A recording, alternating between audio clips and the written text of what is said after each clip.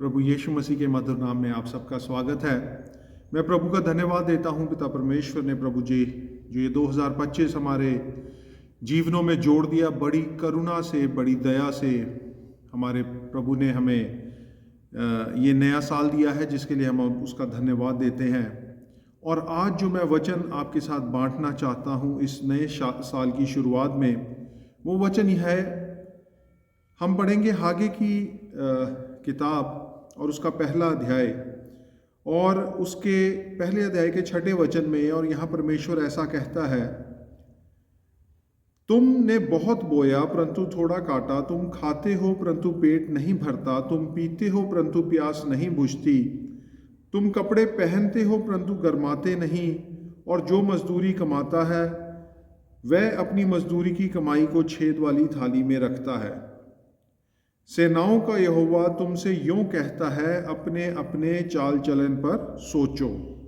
फिर हम पढ़ेंगे इसी अध्याय की 9वीं आयत, और उसमें ऐसा लिखा है, तुमने बहुत उपज की आशा रखी परंतु देखो थोड़ी ही है, और जब तुम उसे घर ले आए तब मैंने उसको उड़ा दिया। सेनाओं के यहोवा की यही वाणी है, ऐसा क्यों हुआ? क्या इसलिए नहीं कि मेरा भवन उजाड़ पड़ा है और तुम में से प्रत्येक अपने अपने घर को दौड़ा चला जाता है। तो परमेश्वर हमसे ये सवाल पूछता है, हागे की किताब उसका पहला अध्याय और 9 वचन में, कि मेरा भवन उजाड़ पड़ा है और तुम में से प्रत्येक अपने अपने घर को दौड़ा चला जाता है। हमारे जो जीवन जो बीत चुके हैं, हम उनको बदल नहीं सकते, हम उनमें कोई चेंजेस नहीं कर सकते, परंतु हम ये ज़रूर कर सकते हैं कि हम उन पे रिफ्लेक्ट करें और हम ये समझने की कोशिश करें कि क्या हमारे जीवन परमेश्वर की मर्जी के अनुसार रहे हैं कि नहीं। और इसका एक बड़ा अच्छा जो मापदंड परमेश्वर हमें यहाँ बताता है, वो क्या कहता है कि अपने चाल चलन पर ध्यान दो। और जो दूसरी बात परमेश्वर कहता है कि अपनी जो सर्कमस्टांसेस हैं उन पर भी ध्यान दो। जो आज आपके हालात हैं कि आप इतनी मेहनत करते हैं, आप भाग दौड़ करते हैं, आप इतनी भाग दौड़ करते हैं कि आप अपने अपने प्रत्येक, ऐसा लिखा है यहाँ पे 9वां अध्याय हमने पढ़ा, कि प्रत्येक अपने अपने घर को दौड़ा चला जाता है, परंतु उसके बाद भी हमारी जो कमाई है वो कैसी है? वो ऐसी है कि हम उसको छेद वाली थैली में रखते हैं। अगर हम अपने हालातों को देखें और हम अपने हालातों से खुश नहीं हैं, तो सबसे पहले हमें क्या काम करना है?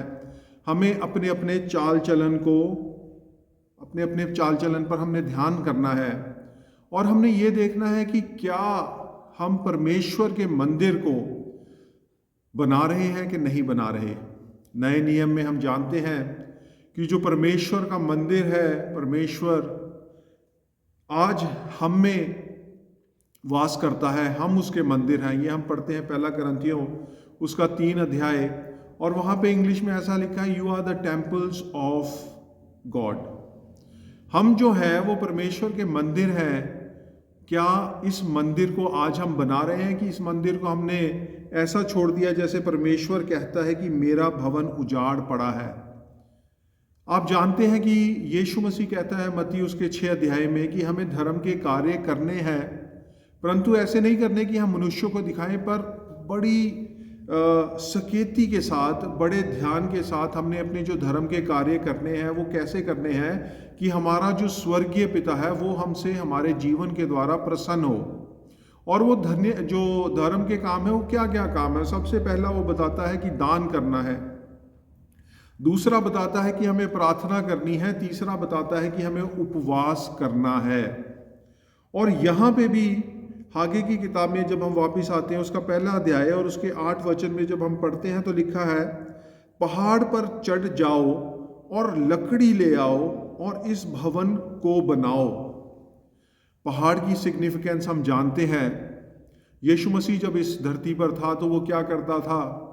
वो ऐसे समय में चुपचाप उठकर, बाइबल हमें बताती है कि वो पहाड़ पर चला जाता था, वो एकांत में चला जाता था, और वहाँ पे वो क्या करता था कि अपना समय अपने स्वर्गीय पिता परमेश्वर के साथ व्यतीत करता था, प्रार्थना करता था।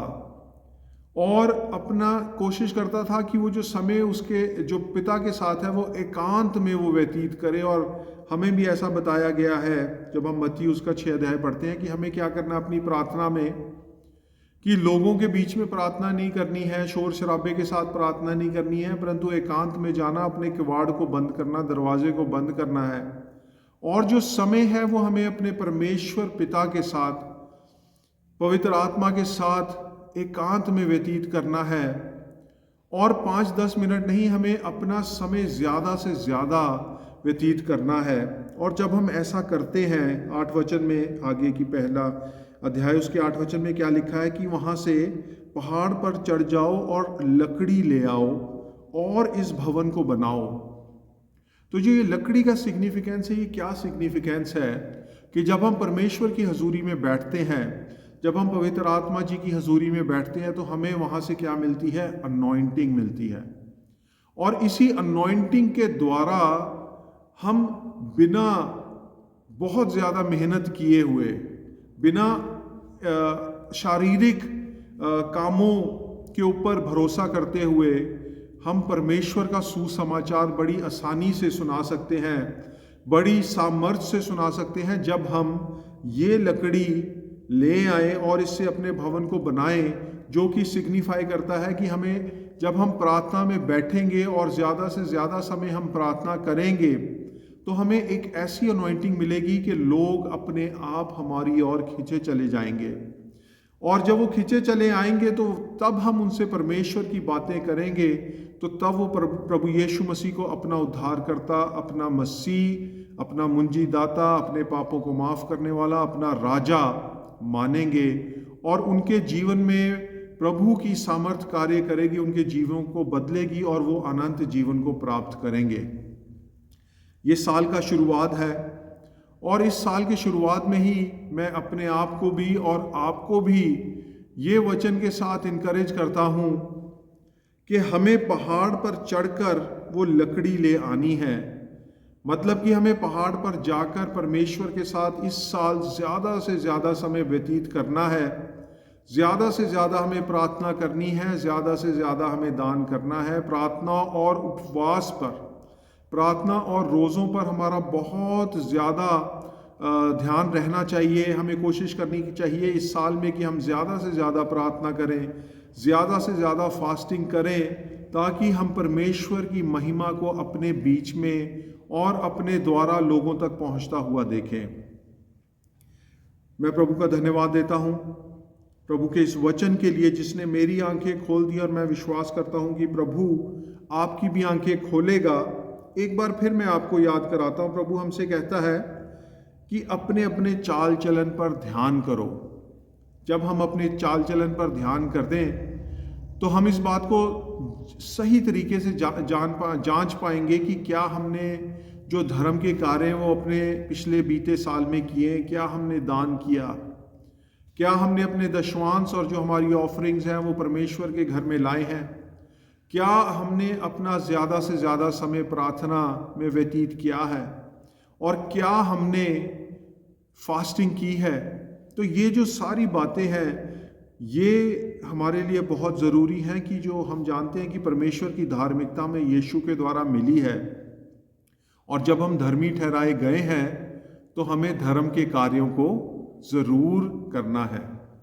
मैं विश्वास करता हूं कि प्रभु आपके जीवनों में इस वचन के द्वारा बहुत कार्य करेगा, और मैं ये भी प्रार्थना करता हूं कि जो वचन आज यहाँ बोया गया है ये आपके जीवनों में 100 गुना फल लाएगा।